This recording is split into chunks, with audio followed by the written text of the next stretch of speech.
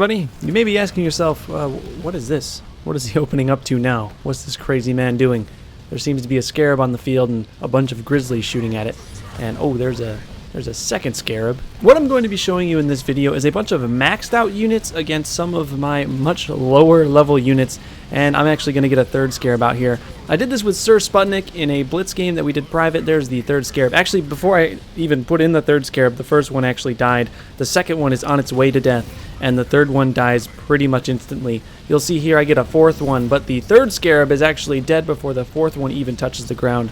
And that is the power of upgraded units in Halo Wars 2 Blitz mode. Now, if you don't know who Sir Sputnik is, he's another pretty small Halo YouTuber that has put a ton of time into Halo Wars 2. He's made it to max rank, which if you didn't know was 50, and he has a lot of his cards up into level 6 and level 7, which is the maximum they can be. And basically all we did was test out a couple different level 1 units against maxed out level 6 and 7 units to kind of show you exactly how pay to win this game can be if you put a bunch of money into the game. We started with some basic marine on marine action, and you can see that these two marines, it's no contest. The higher level blue marines are completely destroying my level 1 red marines. Now when I drop in the ODSTs of course finish off his marines, but that's because ODSTs are very strong. I wanted to bring up this point about the ODSTs because just because someone has higher level cards than you doesn't necessarily mean that they're always going to win. They are objectively better than you, and you will have to play a lot better than they have to play,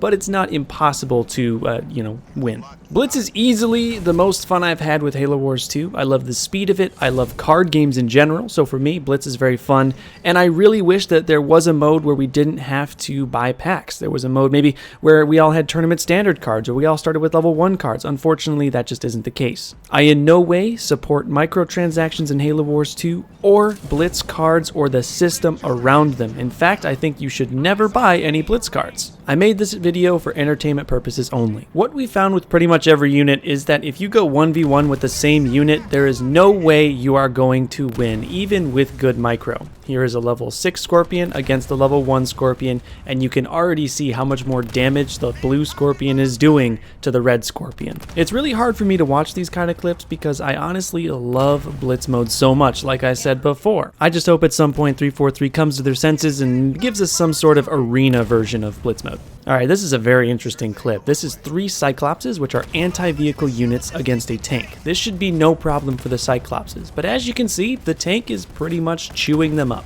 One of the Cyclopses is already dead.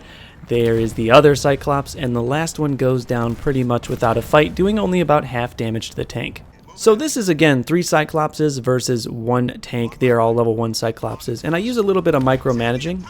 I was kind of lazy with it, didn't do it super well, but I spread my Cyclopses a little bit so they wouldn't get hit by splash damage, and you can already see that they're doing a lot more damage to this blue tank despite its huge advantage to with power and armor and health and all those things.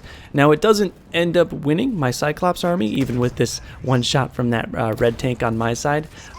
But you'll see that you can do a lot more damage with some good micromanaging in Halo Wars 2. Here are 2 level 1 tanks against 1 level 6 tank, and the level 6 tank doesn't end up winning. But we would expect that 2 tanks should be able to kill 1 level 6. These units aren't invincible, but it is kind of sad that even though 2 tanks are shooting at this level 6 tank, the level 6 tank still manages to kill one of my Scorpions.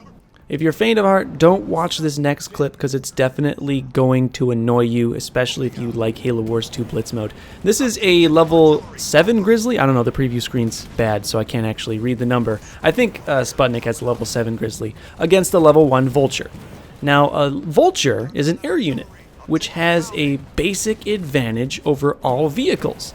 The Grizzly should be at a huge disadvantage in this fight, but you can see that the Vulture is getting torn up by this Grizzly, and all because that Grizzly has a huge level advantage. This is objective pay to win right here, and when I saw this, I was a little bit disgusted, honestly.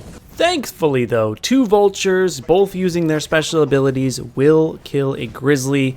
I was so happy to see this. I thought if Grizzly could kill 2 Vultures, I was just gonna put Halo Wars 2 down forever, like file a lawsuit, because that's not okay. Fortunately, 2 vultures do kill one. So what you're about to see may also be a little bit disturbing. One grizzly costs 140 blitz points. I don't know what they're actually called. 140 energy, yeah, in the game. This is 3 hornets. 3 hornets costing 80 each will cost you 240 energy. And this grizzly chews them up, even though these hornets should be able to handle a grizzly, because a grizzly is a vehicle.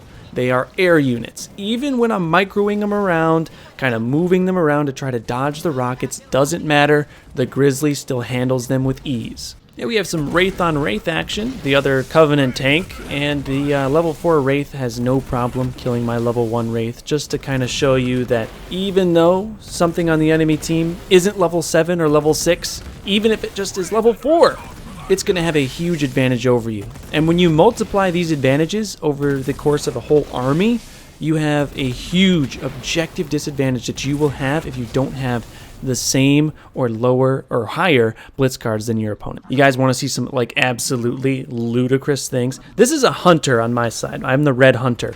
This is a reaver on Sir Sputnik's side. A reaver is an anti-air vehicle. The only gun it has is this tiny little gun on the front of its little snout there that isn't meant to kill anything. Like nothing. That thing is useless. And it kills a hunter unit, which is anti-vehicle, guys. What? What? So let's just for a second assume that this is a real game and I'm sending my hunter against his reaver, which I know should completely destroy his reaver. I should get a positive energy trade in my favor, but because he has a higher level reaver card, my hunter ends up not beating it. If 343 can't see that this is a problem, they are blind. Things weren't all bad though. Here's some suicide grunts against my level 1 elite rangers, and they have pretty much no problem taking them out. Suicide grunts are meant to pretty much die instantly though, so I wasn't expecting the suicide grunts to kill them, but you know, I guess throughout this video we need some sort of reassurance that sometimes if you make the right play, you'll end up winning. You gotta make sure to dodge that blast though, otherwise you'll die. More Reaver stuff, only the Reaver's on my side now. I'm actually going to be using the Reaver, it's the red one, against a high-level Banshee. This should be no problem, because these are units that are the exact same amount of energy, but because mine is a direct counter to his, I should have no problem killing this Banshee. And I actually do end up coming up on top. But the amount and the low amount of health that I'm brought to is just ridiculous. This Banshee does way too much damage for being an air unit when I am an anti-air unit.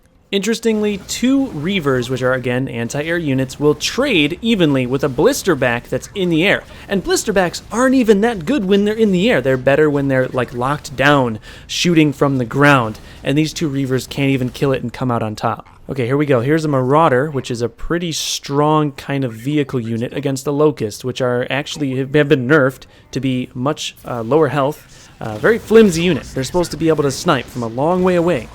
Supposed to kill buildings, by the way. Not any specialty against vehicles or anything like that. They're supposed to be very flimsy units that you keep in the back of an army, where Marauders are more of kind of like a fast scout that also packs a punch. And just look at this.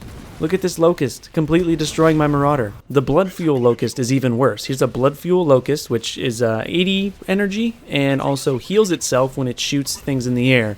These are 2 Banshees, which cost a lot more energy-wise, and also should have an advantage against this Locust, and the Banshees still can't kill it. The Locusts are still way too strong. Also, just the leveling system is broken because you can pay money and get higher cards and win. This video is raising my blood pressure. It seriously is. And then for my last clip, I'm going to have my full army go against Sputnik's full army here. And I know that in this video I talked about making good positive trades, making the right plays with the right cards, and countering people. But when you have a big army like this, it's insanely difficult to make those kind of plays. Because big armies against big armies, it's going to be way too difficult for you to pick the right cards. And when you're all in a blob, you can see that my army got destroyed and his army actually didn't lose a single unit. Now again, we did 2 giant armies against each other, only mine was sitting in the home base, which gives a huge healing buff to my army, and I can also spawn things in instantly. And even though all of that is true, even though I have a giant army inside of a home base which should be unkillable, because his cards are such high level, he ends up destroying my entire army, and he ends up sitting this army in my home base so I can't spawn anything. Here I could try to spawn in a Wraith, but there's literally nothing I can do because his army is so massive and it has such an advantage in damage. I can't spawn in anything anywhere on the map. This is the only place I can spawn stuff in, and he's blocked it because his army is so massive and it also has such buffs to its stats. We'll end this video with my clip of a glassing beam versus a full health Wraith on his side, and the glassing beam's just, of course, not going to do anything. I want to thank you all for watching. Let me know what you think about this stuff down in the comment section below. I'm very interested to see what you guys think about this video, what you think about Blitz after seeing this, what you think it needs to change.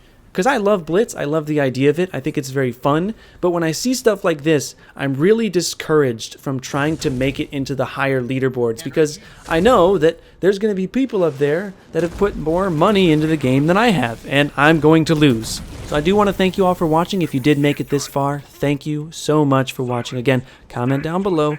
I want you all to stay notable, and I'll see you in the next video. Bye-bye.